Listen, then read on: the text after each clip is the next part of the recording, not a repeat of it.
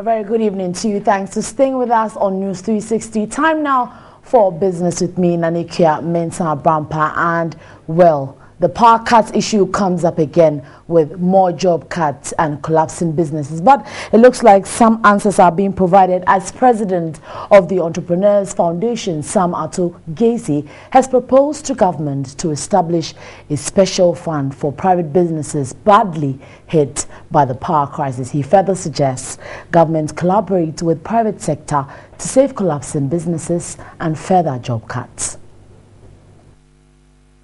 President of the Entrepreneurs Foundation, Sam Ato Gacy, was speaking at a breakfast meeting on supporting Ghanaian and local entrepreneurs. Discussants raised issues on importation, high taxation, as well as continuous power cuts and its adverse effect on human resource of local entrepreneurs. Whether we call the current economic situation a challenge or a crisis, it's important we find a robust solution to address this challenge. Indeed, government has to be more candid and collaborate with the private sector to save the private sector.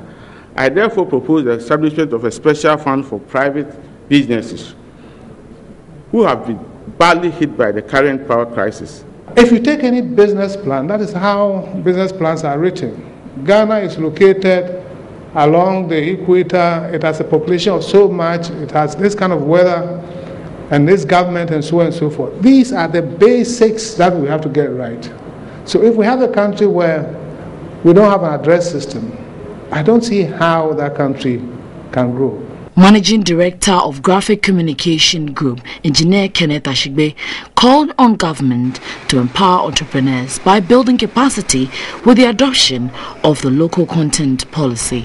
We should look around and see how many Ghanaian products can we use. So if the government decide to channel a lot of its procurement into Ghanaian products and looking for indigenous Ghanaians to be able to do the things, it would yield a lot of results. You have other foreign companies that are here. Yes, it's fine for them to also come here, but we need to build the capacity of our people so that when the foreign companies come here and the partnerships are being looked for, it is partners of equals. From power, we move on to the banking sector and some good news for women as Access Bank Ghana has introduced a new and improved banking service targeted at women. The bank's management explained women in Ghana contribute about 44% of the national gross domestic product. Introducing the W initiative at a media soiree, the head of women banking at Access Bank, Josephine Eva Arthur, said Access Bank is committed to playing a leadership role through the provision of banking solutions for women in banking. To be able to access the W banking, one must log on to www.thewcommunity.com. When you take our online platform, which is the W Community, it's a global platform that everyone can have access to. So whether you are a customer, whether you bank with other banks, you have the opportunity to access the online platform. This website outlines all the three main bundles under the W initiative: the W Young Professionals for young women, W and Family for women who wish to start families, and W in Business for women entrepreneurs. The group head for personal banking, Stephen Aban, explains. Women contribute a lot, and unfortunately they haven't found their right place in society. That is why Access Bank has come up with this initiative to empower them, initiative to connect them, initiative to inspire them to do more. And through that, the women will be better off. So we're doing this to identify and help the women identify their full potential. We're doing the formal launch this month. Beyond that, there will be a lot of engagement with women groups, with women associations. We'll be doing a lot of market storms, location storms, just to educate and sensitize the public that come to Access Bank. Something good is happening there. Even though Access Bank designed the W initiative for women, it is also aimed at attracting men. Wives of male customers can also benefit from the maternal health scheme under the Women and Family Bundle. Right, so earlier I was talking about companies losing workers, including job cuts as well as collapsing. Well, there's a typical example. MTN Ghana says it is running at a 25% increase in cost due to the current energy crisis, and the telecommunication company is currently using more than 2 million litres of fuel every month to power its generators. Industries are reeling under the power crisis, with some having to retrench workers to cut cost.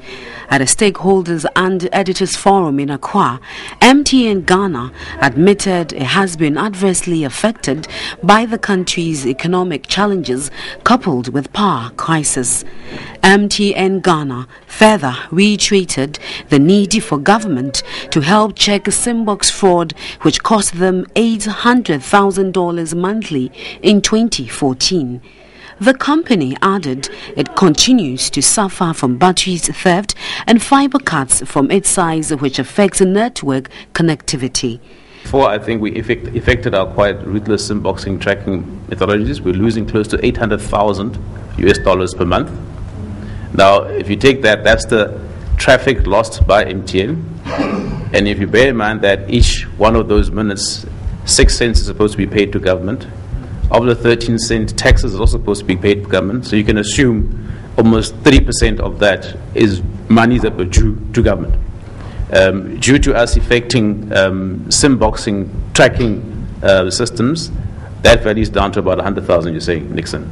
But there again, we had to go invest in the technology to catch these fraudsters. So everything comes at a cost. MTN Ghana says even though it has in place short-term measures to check rising costs, should the crisis continue, the telcos will have no option but to pass on additional cost to consumers. What are the impact of the increase in costs on the sector? And I think it starts to talk to the financial reality that the sector is facing. That sooner or later, sooner as opposed to later, we have to see increases in prices in telco sector because the costs are growing far higher. Remember, you can log on to tv3network.com for more news.